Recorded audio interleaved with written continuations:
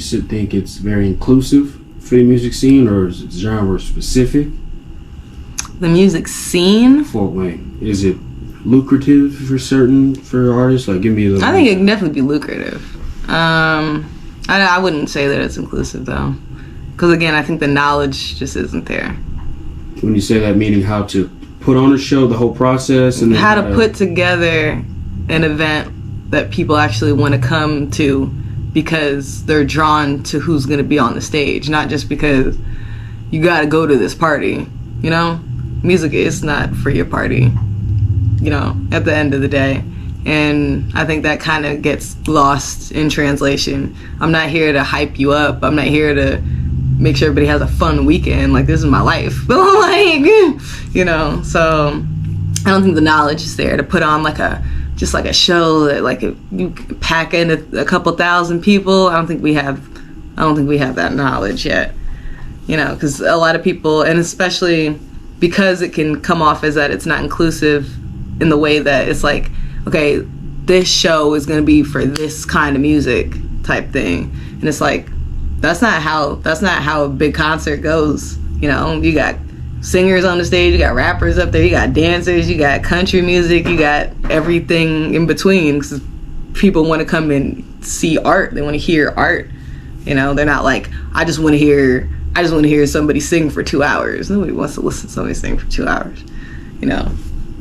So, but I think that the potential is definitely there, because I think that there's enough like-minded people who aren't so worried about, you know, how many people in Fort Wayne like their music, how many likes they're getting, how many followers they have. There's enough people that are focused on, you know, delivering a message. And that's not just to talk to people in Fort Wayne. That's a lifetime, all around, over here, over there, this state, this country, that country.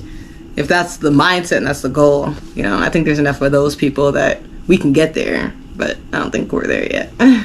When do you see, how should I say it, reword this? Does Fort Wayne have the potential to be in Atlanta, or does it have to be like a Tennessee, a little bit genre specific, you know what I'm saying? Or yeah, I understand. I think that it already is its own little thing, you know. I think that, again, if we get into the mode where it's like, these people do this thing, like promoters, for instance, or venues, these are the venues, these are the promoters, I think that would make us stay a little thing, you know.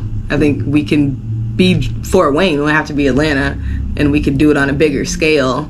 I think the more that some people take a seat, you know, some people acknowledge the fact that somebody else might be a little bit better at something than they are. Mm-hmm. You know, doesn't matter how long you've been doing whatever you're doing, somebody could still be better than you that hasn't been doing it as long, you know. Yeah.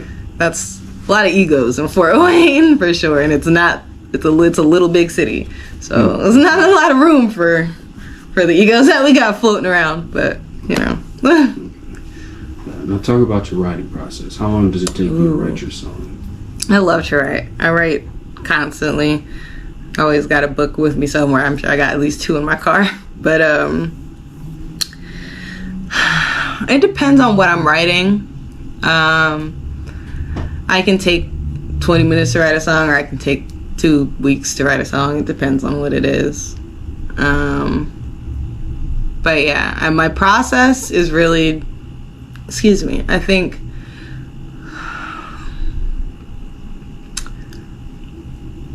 think I'm a very introspective person, so I usually like to think about things and how I can relate them to myself. Obviously, I'm a very empathic person, and I'm also, obviously, I've been through a lot of shitty things too. So I like to put myself in like a kind of mode where I can, whatever the song's about, even if it's something that hasn't happened to me, kind of go through what I would feel and then find the words that way. You know, because at the end of the day, I'm a writer. Like, I love writing songs, but I write other stuff too, because I just love words and kind of like, how could I say this to make somebody be like, damn, like, yeah, what she said. But yeah, and my dad's a writer too, so just kind of, I like to I guess, put myself in the driver's seat when it comes to that, because I'm usually not that kind of, I'm a really type B type of person, because I don't like problems. So but with music, that's the one thing that's like, this is gonna just be me, you know.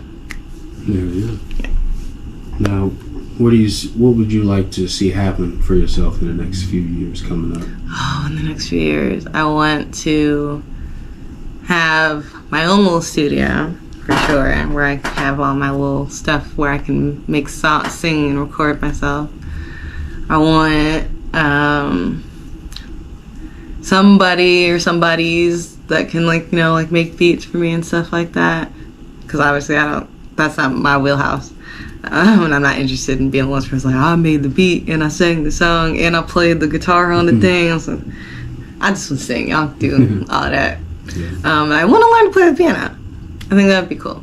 But yeah, I just want to be in a position where if I got a song on my head, like the hundreds of songs that I have in these books, I can get up and go make the song. That's my goal for the next couple of years. So, yeah. Now, you said in writing you like to speak on things you've been through and a lot of like issues. Is it more personal, like in a relationship wise, that you've been through a lot? Oh, not just relationships, but yeah, it's my whole life. You know, stuff with my parents, like everybody. You know, stuff with my siblings. Definitely relationships, a lot of nonsense. You know, bad friendships. Definitely, yeah, all that. Would you say it's all taking a toll a little bit? Oh, definitely. Yeah, my mental health is like a paddle boat in a hurricane, honestly, most days. But I've gotten used to taking care of myself.